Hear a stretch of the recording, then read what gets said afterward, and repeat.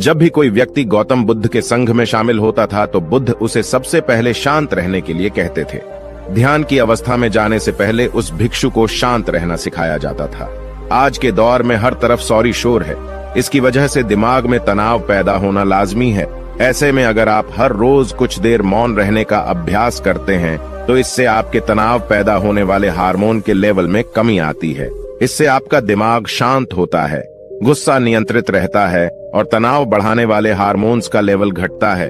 आज के इस वीडियो में हम जानेंगे कि किन मौकों पर हमें शांत रहना है और किन मौकों पर हमें बोलना है और शांत रहने से हमारे अंदर क्या बदलाव आ सकता है। दोस्तों, संध्या काल का समय था। गुरु अपने सभी शिष्यों को बुलाते हैं और कहते हैं, कल सुबह सब लोग नदी में स्नान करने के बाद तुरंत हमारी कुटिया के सामने उपस्थित हो जाना। सभी इसी से हैरान रह जाते हैं कि हम लोगों ने कुछ गलती की है क्या, लेकिन गुस्से से यह कहते हैं कि हो सकता है कि गुरुजी कल सुबह कुछ अच्छी बात बताने वाले हैं। सब लोग रात को सही समय पर सो जाते हैं और सुबह उठकर सभी लोग नदी में स्नान करने के बाद वापस गुरुजी के सामने उपस्थित हो जाते हैं। गुरु कहते हैं, आज हम तुम सबको चुप रहने के फायदे के बारे में बताऊंगा।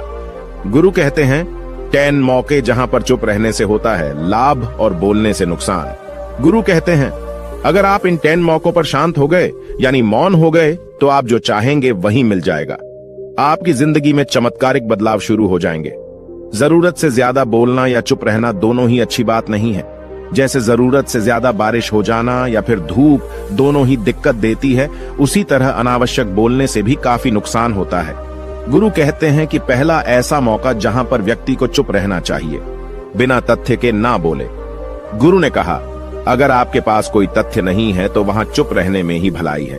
चुप बैठने से दिमाग में नई कोशिकाओं का निर्माण होता है और इससे ज्ञान की वृद्धि होती है।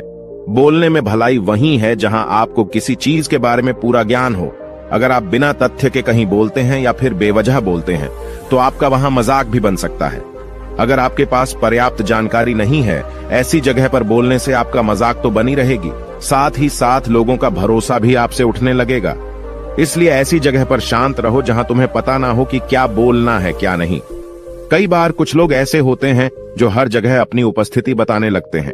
उन्हें पता नहीं होता है कि हमें क्या बोलना है, लेकिन फिर भी बोलते जाते हैं और फिर बाद में दूसरे लोग उनके जाने के बाद उनका मजाक उड़ाते हैं। जब तक आपको उस तथ्य के बारे में अच्छा ज्ञान नहीं है, उसके बारे में पता नहीं है, तो वहां चुप रहना ही ज्यादा समझदारी है।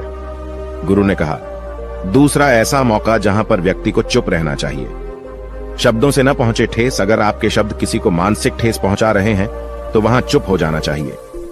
कमजोर व्यक्ति के बारे में कुछ भी बोलकर आप महान नहीं बन सकते हैं। महान आप किसी कमजोर का साथ देने में बनेंगे। कई बार होता है कुछ लोग अपने से छोटे व्यक्ति को भला बुरा कहते रहते हैं। सामने वाला इंसान तो कद से आपसे छोटा है, वह आपको कुछ नहीं बोलेगा, लेकिन आप उसकी नजरों में गिरते चले जाएंगे। हो सकता है कि कल वह भी आपसे पद में बड़ा हो जाए। पद में आपसे जब वह बड़ा हो जाएगा तो आज जो रवैया आपका उसके साथ है, आने वाले समय में वह भी आपके साथ वही करेगा। आप किसी को नीचा दिखाकर बड़ा नहीं बन सकते हैं। बड़ा बनना है तो अपने से छोटे लोगों का इज्जत भी करना सीखें और साथ ही साथ बड़े लोगों का भी सम्मान करना चाहिए। लोगों को लगता है कि अगर वह अकड़कर बोलेंगे और सामने वाले को नीचा गिराने की कोशिश करेंगे तो वह बड़े बन जाएंगे, तो यह उन सब की भूल है। बड़े होने की बजाय आप उनकी नजरों में गिरते चले जाएंगे। गुरु ने आगे कहा, इसलिए शिष्यों, तुम सब जब भी बोलना आदर भाव से बोलना, ताकि तुम्हारी बात लोगों को अच्छी लगे। बोलने में भाई बहन, माता पिता, मित्र इत्यादि संबोधन शब्दों का इस्तेमाल जरूर करना। इससे तुम्हारी मान प्रतिष्ठा तो बढ़ेगी ही, साथ ही साथ लोगों की नजरों में तुम समझदार व्यक्ति बनते जाओगे। गुरु ने आगे कहा, तीसरा मौका जहां पर व्यक्ति को चुप रहने में ही भलाई है। क्रोध या घृणा करने वाले लोग, जब कोई अपना या सगा संबंधी आप पर क्रोध कर रहा हो, आपका अपमान कर रहा हो, तो आपको उस वक्त चुप रहना चाहिए ताकि सामने वाले का गुब्बारा पूरी तरह से फट जाए। आप यदि सही हैं तो उसे कतई माफीनामा गए और चुप रहकर ही सही समय का इंतजार करें।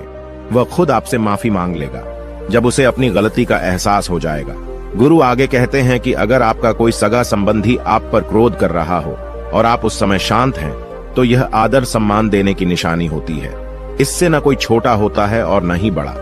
अगर आपको क्रोध आ रहा है तो आप या तो वहां से किसी का अनादर किए बिना चले जाएं या फिर चुप रहें। क्रोध करने से आपके रिश्ते, खराब होंगे। क्रोध करने से हमेशा क्रोध करने वाले व्यक्ति का ही बुरा होता है। गुरु आगे कहते हैं कि एक बार की बात है, एक सांप जंगल से भागते हुए किसी राजा के घर में पहुंच गया। लोगों ने छेड़खानी की तो वह बहुत ही गुस्सा हो गया, जिससे घर में जो तलवार पड़ी हुई थी उसी को लपेटकर कसने लगा और धीरे धीरे उसका पूरा शरीर कट गया। ठीक उसी प्रकार हमारा गुस्सा भी हमारे शरीर को तलवार की भांति काटता रहता है। गुस्सा ध्यान से खत्म होता है प्रतिदिन। अगर आप ध्यान की मुद्रा में बैठे हैं तो आपका गुस्सा आपके नियंत्रण में रहेगा। गुरु आगे कहते हैं कि यह तरीका है कि आप प्रतिदिन ध्यान का अभ्यास करें। इससे आपके शरीर में जो हार्मोन्स गुस्से को बढ़ावा देते हैं वह सब तुम्हारे नियंत्रण में रहेंगे, जिससे शरीर गुस्से पर आसानी तुम्हारा से काबू पा लेगा। लेकिन एक तरीका यह भी है कि जब भी आपको गुस्सा आए तो आप यह समझने का प्रयास करो कि क्या मेरा गुस्सा जायज है या नहीं। हमें वहां पर बोलना चाहिए कि नहीं। जब आप खुद इस बात का आकलन लगा पाएंगे तो आपको खुद पता चल जाएगा कि हमें गुस्सा करना चाहिए या नहीं। फिर भी आपको गुस्सा आ रहा है तो आप वहां से हटने का प्रयास करें, वहां से दूर चले जाएं। धीरे धीरे समय के साथ आपका दिमाग शांत हो जाएगा।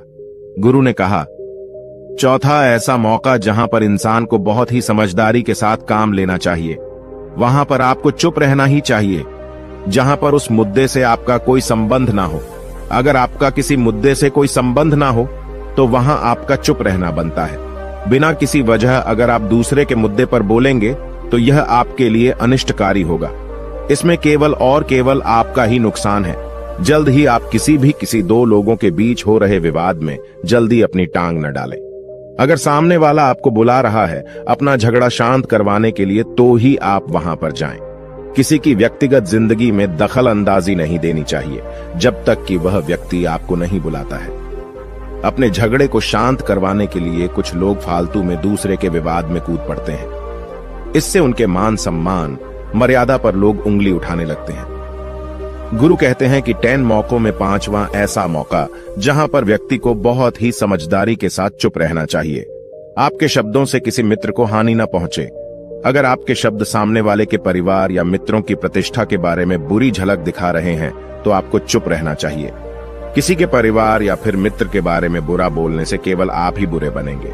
जो चीज आसानी से खत्म की जा सकती है उसे अपने शब्दों से बड़ा न करें। बिना चिल्लाए बात करने का प्रयास करते रहना चाहिए। अगर आप बिना चिल्लाए कोई बात नहीं कह सकते तो आपका चुप रहने में ही भलाई है। किसी पर चिल्लाने से आपके व्यवहार के बारे में पता चलता है। ज्यादा बोलने से चीजें हमेशा खराब ही होती हैं। कई बार कुछ रिश्ते ज्यादा तेज बोलने की वजह से टूट जाते हैं। इसलिए अपनी आवाज में मीठापन लाएं। आपके शब्दों से आपके दोस्त को हानि नहीं पहुंचनी चाहिए। कभी कभी दोस्तों के जब हम मजाक हैं तो रहे कि आपके शब्दों से किसी का अनादर ना हो। मजाक को भी हमेशा शब्दों के मायने में ही रखें। जहां किसी को शब्दों से चोट लगे वहां चुप हो जाएं। ज्यादा बोलने से हमेशा नुकसान ही होता है। किसी और की प्रतिष्ठा को अपने शब्दों के माध्यम से उसे हानि नहीं पहुंचानी चाहिए। यदि आपके शब्दों से किसी और की प्रतिष्ठा को ठेस पहुंच रही है तो वहां आपको चुप हो जाना चाहिए। जब कोई व्यक्ति आपके सामने नहीं है तो आप उस व्यक्ति के बारे में बुरे शब्द किसी तीसरे व्यक्ति के सामने न बोलें। गुरु कहते हैं, छठा मौका जहां पर व्यक्ति को चुप रहना चाहिए, जब कोई कर रहा हो किसी की बुराई। जब कोई आदमी आपके सामने किसी तीसरे आदमी की बुराई कर रहा हो तब तुम्हें चुप रहकर बस सुनना चाहिए। अपनी राय व्यक्त नहीं करना चाहिए, क्योंकि जो आज आपके सामने किसी तीसरे की बुराई कर रहा है वह कल किसी और के सामने आपकी बुराई भी कर सकता है। यदि आपने कुछ कहा है तो नीति शास्त्र के अनुसार जो अपने मुंह को बंद रखता है और बुद्धि से काम करता है वही इंसान समझदार होता है। बिना जरूरत के बोलना, किसी के बारे में किसी के बीच में बोलना यह गलत बात है। कभी कभी हमारे लिए बुद्धिमानी इसी में होती है कि हमें अपना मुंह ऐसी जगह पर नहीं खोलना चाहिए। गुरु आगे कहते हैं कि 10 मौकों में 7वां ऐसा मौका जहां पर व्यक्ति को चुप रहना चाहिए, जब कोई नहीं समझे आपकी भावना। यदि आपको लग रहा है कि कोई व्यक्ति आपकी भावना, दुख या परेशानी को शब्दों में नहीं समझ रहा है, यदि आपको लग रहा है कि सामने वाला व्यक्ति आपकी भावना या दुख को या आपकी जो परेशानी है उसको वह समझ नहीं पा रहा है या समझने का प्रयास ही नहीं कर रहा है या वह आपको ध्यान से सुन ही नहीं पा रहा है, तो ऐसे व्यक्ति के सामने आप चुप ही रहें। क्योंकि ऐसे लोगों को आपकी भावना या दुख से कोई मतलब नहीं होता है। ऐसे लोगों को अपना राज बताकर आप पछताएंगे ही बाद में। इसलिए हर किसी को अपने मन की बात नहीं बतानी चाहिए। अगर आपको लग रहा है कि सामने वाला आपकी बात को नहीं समझ पा रहा है, आपकी भावनाओं को नहीं समझ पा रहा है, तो वहां पर आपको नहीं बोलना चाहिए, क्योंकि आज में आपका मजाक ही बन जाएगा जब आपको लगने लगे कि सामने वाला आपकी भावनाओं को ठीक तरीके से समझ रहा है। आप जो कह रहे हैं वह ठीक से सुन रहा है, तभी आप उसे अपनी बात कहें। गुरु कहते हैं कि 8वां मौका जहां पर आपको चुप रहना चाहिए, जब कोई इंसान अपना दुख व्यक्त करे। यदि कोई इंसान अपने दुख या परेशानी को आपको बता रहा है, तो इसका मतलब यह है कि वह आपको अपना समझ रहा है। ऐसे में तुरंत ही उसे समाधान बताने के बजाय चुप रहकर उसके दुख या समस्या को सुने। उसके दुख या समस्या को किसी और को न बताएं। वह इसलिए नहीं बता रहा है कि उसकी समस्याओं का समाधान कर देंगे, बल्कि वह इसलिए भी बता रहा है कि सामने वाला उसकी बात को समझ रहा है। कई बार बताने से दुख कम हो जाते हैं। आपको अपना दुख इसलिए बता रहा होगा कि उसे लग रहा है कि आप उसकी बात को समझ रहे हैं। दुख बांटने से कम हो जाता है। इसलिए जब कोई व्यक्ति अपना दुख आपसे व्यक्त करे, तो आप चुप मारकर उसकी बात को बहुत ही ध्यान से सुनें, ताकि उसके दुख कम हो जाएं। उसके मन का बोझ हल्का हो जाए, क्योंकि उसके मन में जो भी बातें थीं, वह आपको सब बता दिया। गुरु आगे कहते हैं कि 10 जगहों में 9 ही ऐसी जगह जहां पर आपको चुप रहना चाहिए। जहां पर दुष्ट प्रकृति के लोग रह रहे हों और गाली गलौज कर रहे हों, तो आप वहां पर मत जाइए। ऐसी जगहों से आप चुपचाप निकल जाएं, अर्थात अपनी प्रतिक्रिया दिए बिना आप वहां से चले जाएं, क्योंकि जिसकी जुबान खराब होती है, जो दुष्ट प्रकृति के लोग होते हैं, उनको आप ऐसे समय में नहीं समझा सकते हैं। जब उनका दिमाग पूरी तरह से शांत हो जाए, तभी वह आपकी बात सुनेंगे। इसलिए जहां पर दुष्ट प्रकृति के लोगों आपकी बात को न मानते हों और न ही सुनते हों, तो आपको वहां पर नहीं बोलना चाहिए। गुरु कहते हैं कि 10 माह ऐसा मौका जहां पर आपको शांत हो जाना चाहिए। अपनी सफलता का राज हर किसी को न बताएं। कई बार होता है कि कुछ लोग जो सफलता को बहुत ही जल्दी अर्जित कर लेते हैं, वे हर जगह अपनी सफलता का ढिंढोरा पीटने लगते हैं। ऐसे में क्या होता है कि कई लोग आपकी सफलता से खुश नहीं होते हैं। अगर आप अपनी सफलता का जबरदस्ती लोगों में ढिंढोरा पिटवा रहे हैं, तो लोगों की नकारात्मक ऊर्जा आपको प्रभावित कर सकती है। जब आप सफल होंगे, तो सबको पता चल जाएगा कि आप सफल हो गए हैं। ढिंढोरा पीटने से नुकसान आपका ही होगा। इतना कहकर गुरु ने कहा, शिष्यों, आज के लिए बस इतना ही। अगर तुम सब मेरी इन 10 बातों को अपने जीवन में अपना लेते हो, तो तुम सब काफी हद तक परेशानियों से बचे रहोगे। यहाँ से जाने के बाद मेरी यह बातें आपके जीवन किसी वरदान से कम साबित नहीं होंगी। दोस्तों, मुझे उम्मीद है इस वीडियो से आपको बहुत कुछ सीखने को मिला होगा। अगर आप नए हो तो हमसे जुड़ने के लिए इस चैनल को सब्सक्राइब करना मत भूलिएगा।